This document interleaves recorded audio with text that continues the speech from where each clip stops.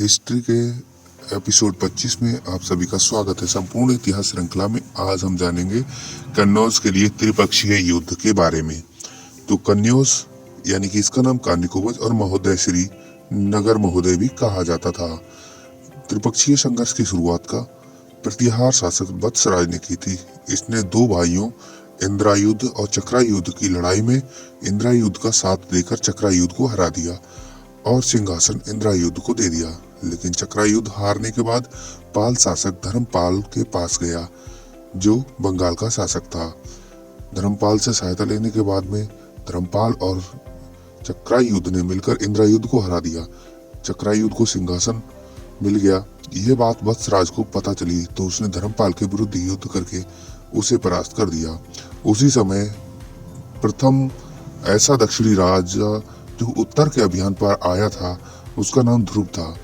राष्ट्रकूट वंश से था ये। उसने वत्सराज को पराजित कर दिया, लेकिन वत्सराज की हार का बदला उसके उत्तराधिकारी नागभट्ट द्वितीय ने ध्रुव को हरा कर लिया और स्वयं राजा बना। त्रिपक्ष इसलिए कहते हैं क्योंकि इसमें राष्ट्रकूट वंश और पाल वंश और प्रतिहार वंश तीनों का संघर्ष शामिल था और इसका अंत राजा ध्रुव जो कि राष्ट्रकूट वंश का, उसके हारने के बाद, और नागभट्ट द्वितीय जो प्रतिहार राजा था यानी कि जो वत्सराज का उत्तराधिकारी था, उसके राजा बनने के बाद में कन्नौज का त्रिपक्षीय युद्ध रुक गया। कन्नौज के त्रिपक्षीय युद्ध के बारे में, उसकी समाप्ति को पढ़ने के बाद अब हम जानते हैं आइए दक्षिण के राजवंशों के बारे में। तो आइए हम पहले जानते हैं चालुक्य वंश के बारे में। चालुक्यों की 3 शाखाएं थी। पहले चालुक्य जो थे वातापी या बादामी के, ये पश्चिमी शाखा थी और यही मूल शाखा थी। दूसरे चालुक्यों की शाखा थी बेंगी के चालुक्य। तीसरी शाखा थी कल्याणी के चालुक्य। बादामी के चालुक्य वर्तमान बीजापुर कर्नाटक क्षेत्र में अवस्थित थे।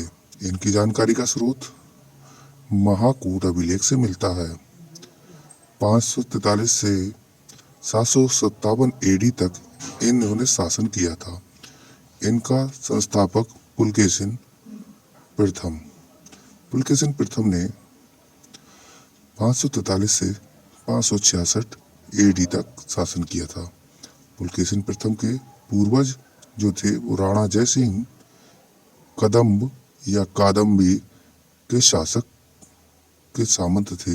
यानी राणा जयसिंह जो कदम या कदम्बी का शासक था, उसके सामंत थे पुलकेशिन प्रथम के पूर्वज। पुलकेशिन प्रथम ने स्वयं को स्वतंत्र शासक घोषित कर दिया और बादामी चालुक्य वंश की स्थापना की। इसकी उपाधियां रण विक्रम और श्री पृथ्वी बल्लभ थीं। इसकी 2 उपाधियां थीं, रण विक्रम और श्री पृथ्वी बल्लभ। इसके बाद इसका पुत्र कीर्तिवर्मन और फिर मंगलेश राजा बना। मंगलेश अपने चाचा की हत्या करके राजा बना था। इनकी भाषा संस्कृत कन्नड़ थी। कीर्तिवर्मन ने राज्य विस्तार करते हुए मौर्यों को हराया था।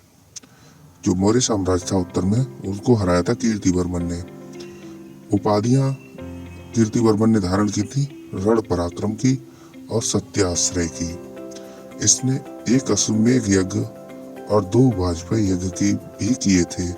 राजा कीर्तिवर्मन जो बादामी का चालुक्य वंश का था, उसने 1 अश्वमेध और 2 वाजपेयी यज्ञ किए थे। मंगलेश ने अपने चाचा की हत्या कर दी और परम भट्टारक उपाधि धारण करके सिंहासन पर बैठा। इसके बाद मंगलेश के बाद पुलकेशिन द्वितीय महाराजा धीराज की उपाधि से गद्दी पर बैठा। इसके राजकवि यानी पुलकेशिन द्वितीय के राजकवि रविकीर्ति, जिन्होंने संस्कृत का पहला अभिलेख ऐहोल अभिलेख पुलकेशिन द्वितीय की विजय के बारे में उल्लेख है 634 एडी में जारी किया। पुलकेशिन द्वितीय की 2 राजधानियां वातापी और बेंगी था। बेंगी को इसने अपने भाई को सौंप दिया। हुएनसांग 641 एडी में पुलकेशिन द्वितीय के दरबार में आया।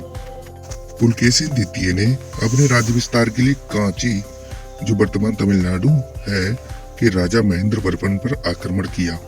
लेकिन राजा महेंद्र वर्मन ने अपनी सूझबूझ से कांची को सुरक्षित कर लिया। फिर कुछ समय बीतने के बाद पुनः जब कांची पर पुलकेशिन द्वितीय ने आक्रमण किया तो इस बार महेंद्र वर्मन का उत्तराधिकारी यानी महेंद्र वर्मन का उत्तराधिकारी उनका पुत्र राजा नरसिंह देव वर्मन था। उसने पुलकेशिन द्वितीय को बुरी तरह पराजित किया। अर्थात जब पुलकेशिन द्वितीय ने दोबारा से कांची को जीतने के प्रयास किया तो इस बार राजा महेंद्र वर्मन की जगह नरसिंह देव वर्मन था। उसने पुलकेशिन द्वितीय को बुरी तरह से पराजित किया। पुलकेशिन द्वितीय के बाद विनयादित्य और विजयादित्य इस वंश में हुए, चालुक्य वंश में हुए। विजयादित्य ने नियंत्रण परमेश वर्मन को हरा कर लिया था। इसके बाद कीर्ति वर्मन द्वितीय हुआ, यानी कि पुलकेशिन का उत्तराधिकारी विनयादित्य हुआ और विनयादित्य का उत्तराधिकारी विजयादित्य हुआ। विजयादित्य के बाद में कीर्ति वर्मन द्वितीय हुआ। इसको दिंती दुर्ग ने हराकर राष्ट्रकूट वंश की स्थापना की। तो आइए जानते हैं राष्ट्रकूट वंश के बारे में। राष्ट्रकूटों ने अपनी जो सत्ता संभाली वो चालुक्यों को हराकर, कीर्ति वर्मन द्वितीय को हराकर अपना वंश की स्थापना की थी। राष्ट्रकूट वंश का संस्थापक दंती दुर्ग था। 753 एडी में दंती दुर्ग वातापी के सामंत थे।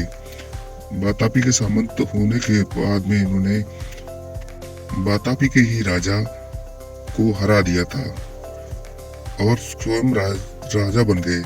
इनकी राजधानी मान्यखेत या मानखेड़ कर्नाटक को बनाया। इन्होंने अपनी राजधानी मान्यखेत या मानखेड़ कर्नाटक को बनाया था। दंती दुर्ग ने 753 एडी से 756 एडी तक 3 वर्ष तक शासन किया। फिर दंती दुर्ग के चाचा कृष्णदेव प्रथम राजा बने, जिन्होंने कैलाश मंदिर महाराष्ट्र में निर्माण कराया। कैलाश मंदिरों का जो निर्माण कराया महाराष्ट्र में वो कृष्णदेव प्रथम ने करवाया था। इनके बाद इनका पुत्र गोविंद राजा बना। गोविंद के बाद इनका पुत्र ध्रुव, जिसका नाम धारावर्ष, गोविंद का पुत्र धारावर्ष राजा बना और धारावर्ष के बाद में उसका पुत्र गोविंद तृतीय हुआ। गोविंद तृतीय के बाद में प्रतापी शासक अमोघ वर्ष, जो कि जैन धर्म का अनुयायी था, राजा बना।